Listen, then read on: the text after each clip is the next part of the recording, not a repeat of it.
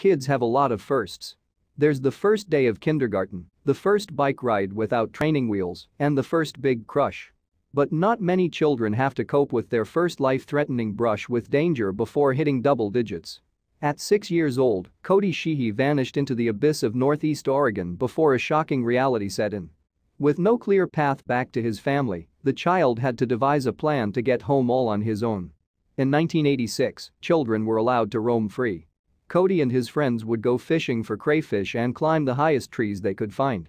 He was a happy, adventurous kid with confidence in his sense of direction. One winter afternoon, Cody's family was having a picnic near the Willowa Mountains. The young boy was bundled in a snow coat and gloves with sneakers for running and jumping. He and his 9-year-old sister were playing a game of explorers in the woods nearby. Each explorer had the job of searching part of the land. They'd begin at the same tree, set off in opposite directions, and meet back within 15 to 20 minutes. But this time, Cody didn't return. Cody was completely immersed in play when he got himself turned around. For a moment, he was a brave explorer, bounding through the thicket of a glorious jungle. The next moment, a vast unfamiliar meadow appeared before him. Cody's bliss vanished. After a moment of shock, he turned and made his way back through the pines. Once again, he stumbled into a strange meadow. Panic began to set in. This was turning into a nightmare. As he wandered, Cody thought to himself. Was he really lost? What should he do now? Would his family even know where to look for him? Just as the questions began to overflow, Cody approached a dirt road. Surely, this could lead him back home. But which direction should he choose? Around this time, Cody's family noticed his absence. His sister was complaining of his disappearance, which had ruined their game. In minutes, a search party for the 6-year-old was formed. By the time they found evidence of his little footprints, Cody was miles down the road. If Cody had stayed put, his family would surely have found him. Instead, Cody was once again an explorer. His new mission? Follow this muddy road back to civilization. After walking for over 6 miles, Cody wondered if he was merely heading deeper into the Willowa Mountains. The 6-year-old came to a fork in the road. His swelling feet and cold cheeks were wearing on his confidence. He went right at the fork, but quickly doubted his decision. Instead of turning back around, he cut across a creek to reach the left side. Suddenly, he slipped. Cody knew he was about to hit the water. His sweatpants and sneakers were instantly soaked, along with one of his arms. He hauled himself up and made his way back up the bank. The cold was now hitting him worse than ever.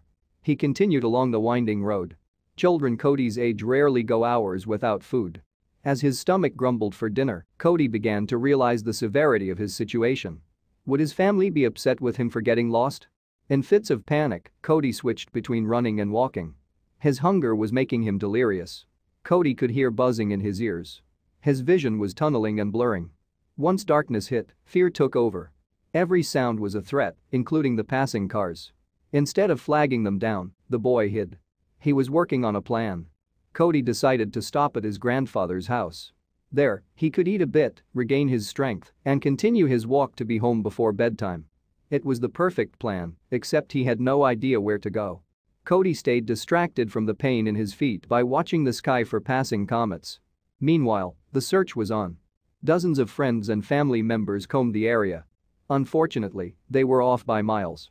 Cody's mother and grandfather drove together, saying prayers with tears in their eyes. Cody's sister, on the other hand, found the entire ordeal irritating. If Cody didn't get inside soon, he could contract hypothermia. He trekked up hillsides and through thick woodlands till he spotted a mysterious home. He ran closer only to discover the house was abandoned. Before he could find his way inside, he heard a peculiar sound. 2 coyotes were roaming outside the house. Cody froze.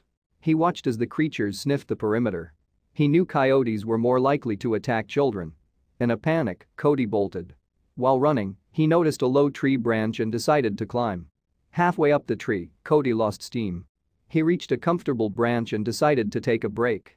The boy was happy to be off his feet. By now, he had traveled over 12 miles. The cold was too bitter for sleep, but after enough rest, he continued his walk. Cody eventually found himself at the edge of a plateau where he could see his hometown. It was the early hours of the morning, and he was determined to finish his walk. He wandered down into town, finally reaching civilization. There, he met a teenager who lured him with an offer of cookies. The teen brought Cody to the home of an older woman. They called the police, who arrived quickly to take the boy home. Finally, Cody had made it. He hollered as his sister removed his sneakers. He had walked almost 20 miles, leaving his ankles with acute tendinitis. He spent over a week on crutches. It didn't take long for Cody to be back outside. He was now a local star, appearing on radio shows and receiving hundreds of letters addressed to the lost boy of Willowa. His grandfather even wrote a ballad in his honor.